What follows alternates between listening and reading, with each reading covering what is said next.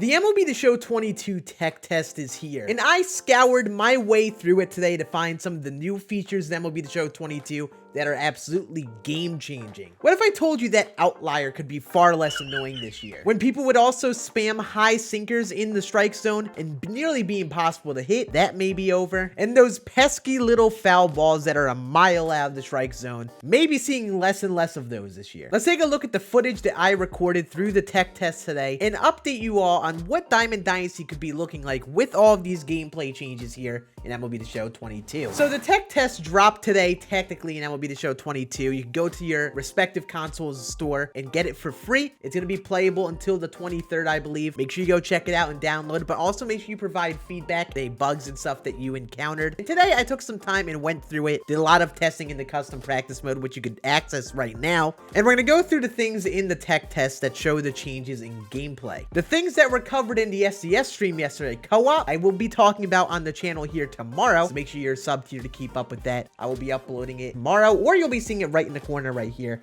Make sure you watch that video if you were confused about the SDS stream the other day. But now let's go into the things that I saw gameplay wise as some of big changes for MLB The Show 22 in this tech test. The first is a new feature for hitting called PCI anchoring. What you could do is while you're hitting, press the left stick that you move for your PCI in a direction of the zone. As you see here, there are 9 different directions you could point the stick, and you could anchor your PCI to start in that spot. Normally, when you don't touch the stick, the PCI starts in the center, but when you anchor it, it'll start in that part of the zone. If you anchor it in the top right, the PCI will naturally start in the top right corner. You see this little dialogue will pop up every time you hit the stick, and the PCI will start there, and you'll be able to move it around the zone, but you can't reach the exact opposite part of the zone easily because you're anchoring it in, say, the inside part of the plate. You can see it kind of being put to use. I think it's going to be a big part for new players on the Switch, new players who struggle with PCI placement and just want to predict pitches. But also, I think this could really be used right and help you be rewarded for predicting pitch sequencing, which is a big part of hitting an MLB The Show.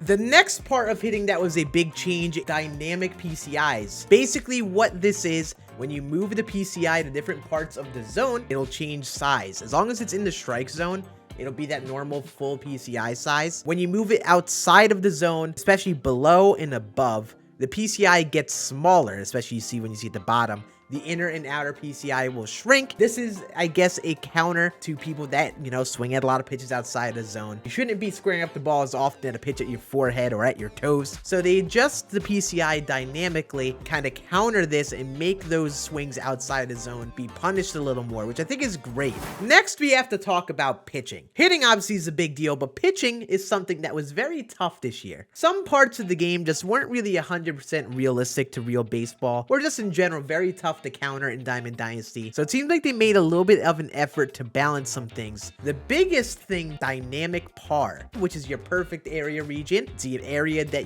the ball can go on a perfect pitch. It gets bigger based on the location of some pitches. So for pitches that shouldn't be thrown high in the zone, like changeups, curveballs, sliders, sinkers, those pitches are going to have a bigger par when you aim higher in the zone. It's very difficult to aim up and in with a sinker now. The ball can nearly go anywhere now. It's going to really punish people who really try to throw this pitch, which in a baseball world doesn't really make sense to be thrown and is very annoying to face in MLB The Show. So you see how big the par is in the top corner in comparison to the lower part of the zone. It's a big difference. It's going to be a big counter to people spamming those high sinkers, throwing the high changeup here and there, and a lot of things that people do in DD that don't really make that much sense in baseball. And I love this change personally. Speaking of pitching, one thing I want to look at here as well, this is just an observation from me, par size of pitchers with outlier. I was going through doing some pitching, and I was looking at Jacob deGrom here, and I saw that par seems pretty big for an outlier fastball. I know it's Jacob deGrom. He seemingly has outlier on the four seam. That par is pretty big. I noticed that is a little bit of a trend with any pitcher with outlier. I feel like their pars were bigger. Just for comparison, this is the size of the par here in MLB The Show 22, or in the tech test that is. This is the size of deGrom's par in MLB The Show 21. So you see, it seems like they added some sort of counter of making the pars bigger for those pitchers that have the outlier pitches, which I think seems like a nice improvement if you were to ask me. Could make the spam of outlier a little less annoying.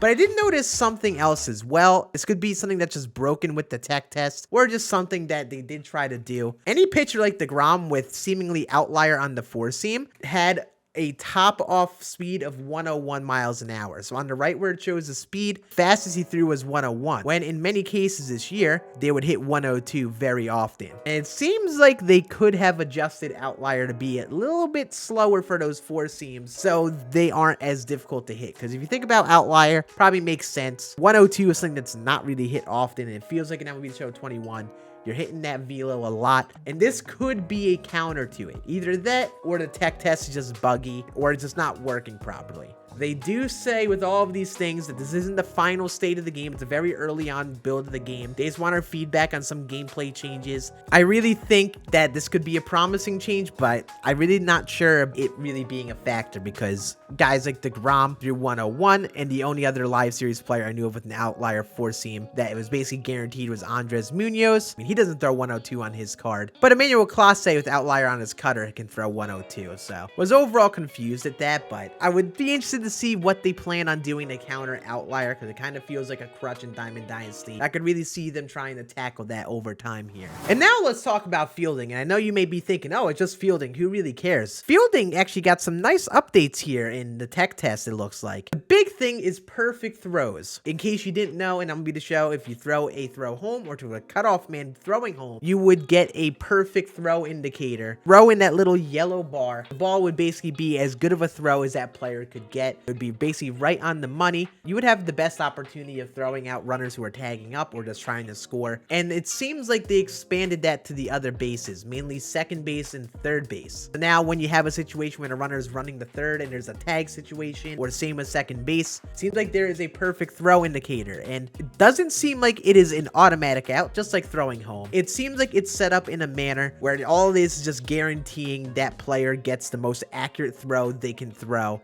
to home plate or third base or second now. And you look at these plays, I did some testing. See, grounders doesn't work. Some players like Will Myers don't become a god because of it. But with good armed players like Mookie Betts here, you're going to see the difference between the perfects and the non-perfects. The perfect throws are consistently on point.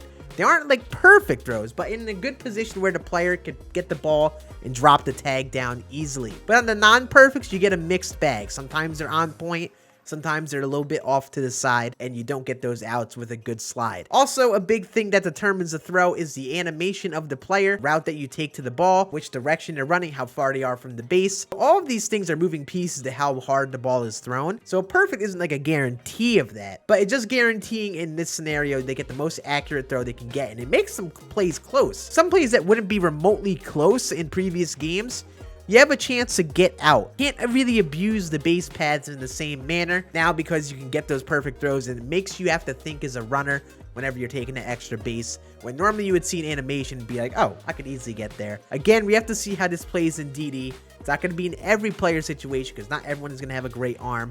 But as we move towards the end game part of the year in this game, it's going to be a big deal with taking those extra bases on them, which I think is exciting and adds another fun part of the game to our user control. And just in general, there are some really good animations here. They seem to add some nice throwing animations, but also tagging animations. It seems like these guys on third are a lot more prepared to tag. They don't do that general catch and long swipe. You get the throw and they're a lot more prepped to tag, and it seems like it's going to be a nice improvement this year, especially in DD where the base running and stuff can get very wonky. Look at how consistently I'm throwing out runners here with Mookie Betts.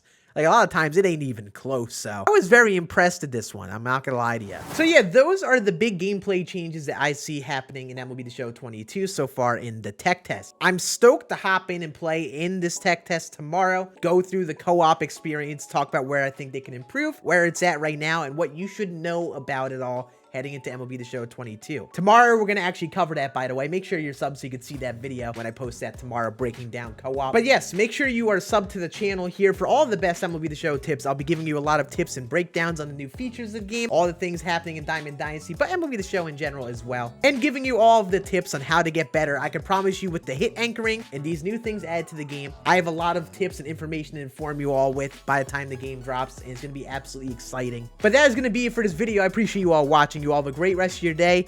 Enjoy the tech test if you're going to be playing it this next week, and I'll see you all again on the next video tomorrow. Deuces.